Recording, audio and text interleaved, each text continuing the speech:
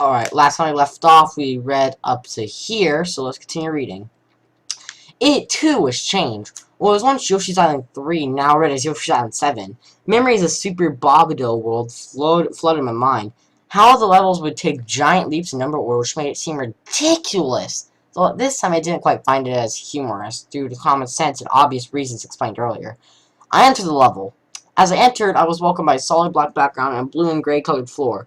The place seemed frozen, lifeless, and barren.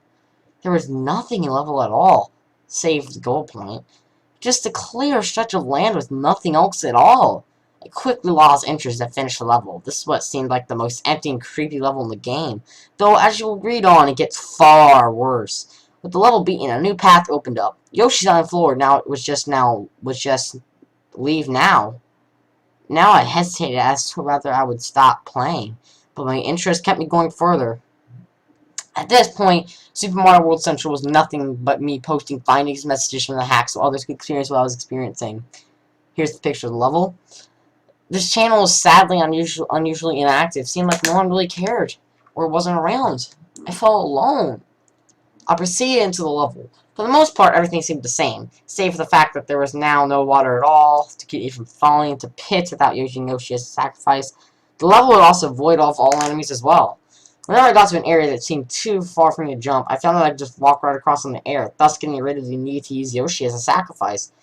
It's apparent that the hack wanted me to keep him. I could tell that much. So I was able to get the pipe that usually leads to the exit level.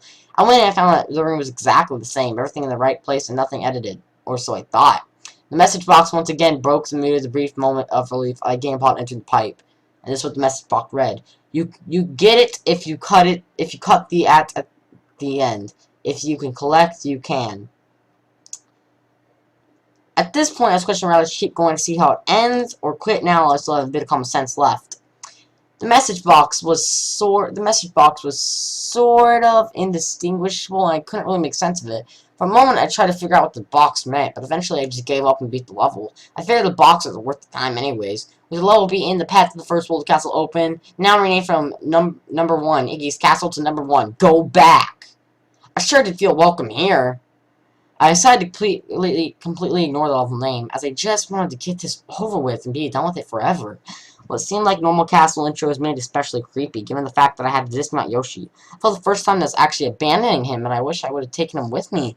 The inside room of the castle looked strange. There was darkish, bluish, greenish, black lava on the ceiling, and there was gold points that looked like pillars.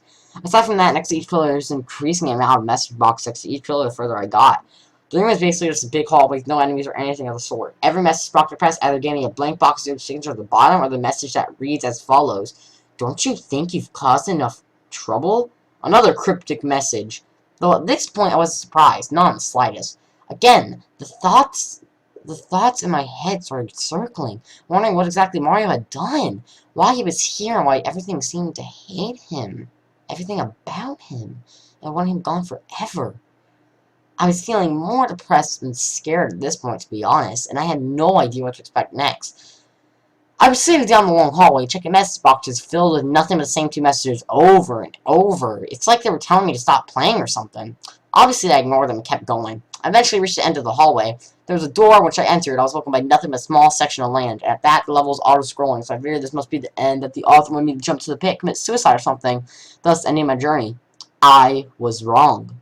The auto-scroll pushed me over the ledge, and I was still walking, unfortunately. The whole level is nothing but a long stretch of visible land to another small piece of land, just big enough for the boss door to fit. The auto-scroll came to stop, and I prepared for the worst. I gathered my composure, swallowed some of the spit in my mouth, and took a deep breath. I entered, and this was the picture of the room he was in. Nothing but a normal Iggy boss? I felt cheated in a way, though. I was happy to think it was finally over. I defeated Iggy with 2 jumps effortlessly, which was actually the quickest I've ever beaten him before. And after he fell into the lava, the course clear message popped up as usual. It ended, and I was brought to the rescue egg scene. Though instead of the usual message, it was shown something disturbing and vastly different, like a profile from the scene of a crime. It was as follows. Right here is where the message says it. Victim number 1. Eyeballs were unable to be found. The victim was found lying on her carpet. Causes of death unknown. Hand marks with unidentifiable fingerprints were found all over the corpse. What the f is wrong with this guy? I said as I read the disturbing message. I mean, it was a hack, but still. Who the hell was this victim? Why were her eyeballs gorged out? And just what could have made this unidentifiable fingerprints that were found on her body? Was this Mario's doing?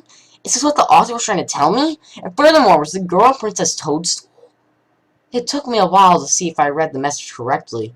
Then I proceeded outwards, though I was wondering what happened next, as the main map was completely gone and there was no trace of it anywhere. So I was surprised it showed the path marked for Donut Plains, the ed tile still being there, making the path to the lone level on the giant map that was the main world. It was still called Donut Plains 1. I thought we were finally done once more, but when I entered the level I could see it like this previous times. I was once again wrong. Upon entering, I saw 2 message boxes. They said as follows: "There's no way out of here. Fly away." But quite strange that both message boxes were contradicting each other. One was telling me that there was no way out of this cursed hell, and the other was telling me that if I could fly away, I could be free. Though I saw no better enemies to grab them with. Was this telling me that I could either rise up to heaven or stay in hell forever, wallowing in despair? Did I need a cape to proceed? And what happens after this? Is it a whole game like this? I began to create more thoughts in my head, trying to figure this message boxes out, but to no avail. I proceeded to walk to the right. I made a jump, but I found I was stuck in this area. There was an invisible wall, and I thought I hit a dead end. When I landed, I tried moving right again to see if there's any way to go on. All of a sudden, I heard the pipe sound, and I was making the pipe animation, except there was no pipe present, so it looked quite odd. I was then taken to the level of the black background, stone blocks for ground, and a small door. I was immediately given a mushroom to prevent me from entering it, so I proceeded further to see if there was anything else on the level. I found that the room was nothing but a long stretch of concrete blocks and doors that were too small for me to enter because of the mushroom I got. It's obvious that the author didn't want me to go through any of them, or I wouldn't have gotten the mushroom in the first place. As I proceeded, I found myself at a dead end. Since there was nothing left for me to look at, I tried to go right again. It worked. I went through the brick wall. It acted like a pipe, and I did a pipe animation that looked like I was going to the darkness. Here's the 2 levels, the doors, and the portal. I was then taken to a small room with what seemed like a pit and a wall.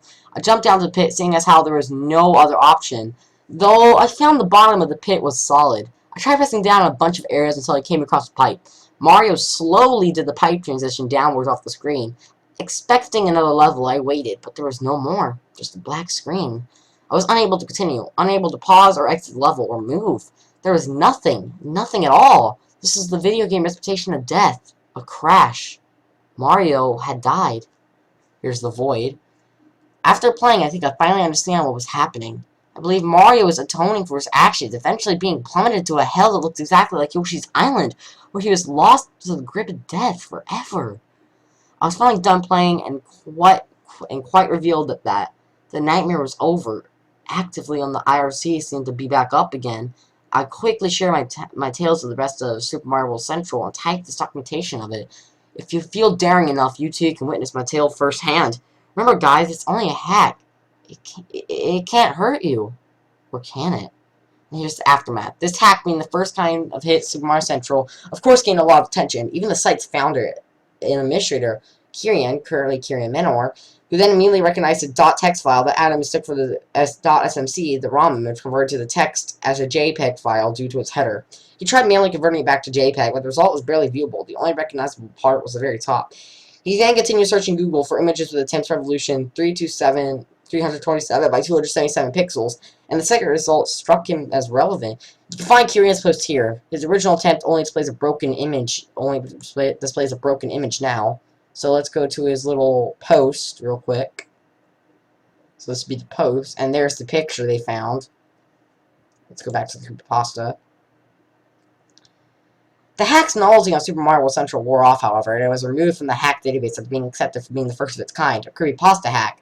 Maybe a link to this, which I'm not going to click because I already have the ROM.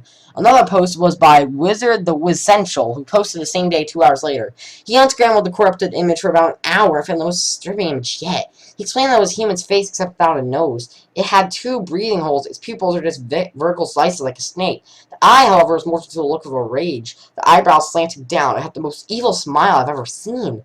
It curved up in his face almost up to the eyes. It had a mouth of very thin, sharp laser teeth and no hair. His picture auto-saved in terms of the resolution of 666 pixels by 666 pixels, and saved into being his desktop. He noticed that he was biting his nails for quite a while, and his right hand was covered in blood. The end of the post had very messy text, meaning he possibly passed out soon. You could read the original post here. So to end this, let's go ahead and read the post. Okay, so I just spent an hour working on unscrambling that corrupted image. I took pieces of it, unscrambled it, and put it through some color filters.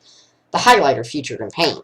What I got will disturb me forever. I got this face, like a human's except without a nose. It had two breathing holes. The pupils are just vertical slits like a snake. The eye, however, is morphed into a look of rage. The eyebrow slanting down. Okay, so you already read that. Okay, where did we leave off on? It curved up, its face almost up to the eyes. It had a mouth of very thin, razor-sharp teeth. It had no hair. I say had because as soon as I had completed, paint crashed. However, I got a screen cap beforehand. Thank God for print screen. When I pasted it into another paint session, I got the picture of the face itself. Not a Windows bar, not paint the inner case, but a cookie cutter of the face itself. Apparently, paint has an autosave function, though, so my previous project saves my pictures. However, disturbing things at the file name was "Please help me." I opened it up in Windows Photo Viewer to find the image is 666 by 666 pixels. At that point, I just go, "F this," and close the window. The image set itself as my background. I tried to upload it. I got the screen that says, "Error, you're not allowed to do that," and got redirected to the main page. And I just noticed this whole time I've been chewing my fingernails fiercely. Or now my left hand is literally covered in blood. I'm kind of pale, but it's winter, so I think it's normal. Why won't the blood stop? It's getting all over my desk. I can't leave, though. I have to solve the mystery. I just wrapped my hand in a piece of paper on the floor. It smells like cat piss, but it'll have to do. I'm getting pretty tired here. I can't. All gone. Maybe tomorrow. Maybe. Someone invert the colors of the image provided by Google Images for me. I'll just lie down right here. And then that was the end of the post, so this is the end of Mario. This is the end of the Mario CreepyPasta. If you like what you saw, please like, comment, subscribe. I am out.